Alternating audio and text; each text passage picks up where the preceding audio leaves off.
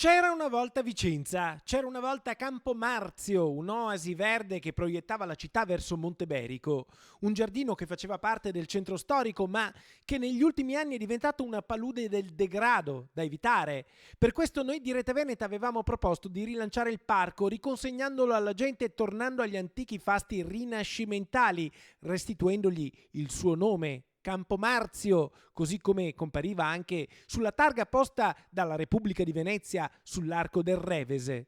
Campo Marzio, perché questo era il nome tradizionalmente attribuito all'area, quindi approfittiamone anche per riportare l'antico toponimo della città.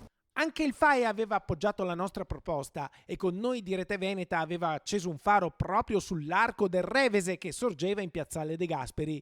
Insieme avevamo lanciato un dibattito sull'opportunità di ricollocare l'arco, abbattuto senza tanti riguardi nel 1938, laddove si trovava, saldando così la frattura che non è mai stata risolta tra la città e Campo Marzio e ridisegnando la piazza fuori da Porta Castello. Una piazza significa aggregazione, significano esercizi commerciali, ristorazioni, passeggio, negozi e l'arco del Revese Malacarne permetterebbe di ottenere una nuova piazza che diventerebbe anche l'accesso privilegiato alla città storica. Oggi finalmente l'annuncio del comune, parte la riqualificazione di Campo Marzio e il primo stralcio da 900.000 euro verrà investito proprio per trasformare Piazzale De Gasperi. Si comincia con l'affidamento della progettazione e della direzione dei lavori che dovranno connettere i giardini salvi a Campo Marzio con un accurato ridisegno della pavimentazione.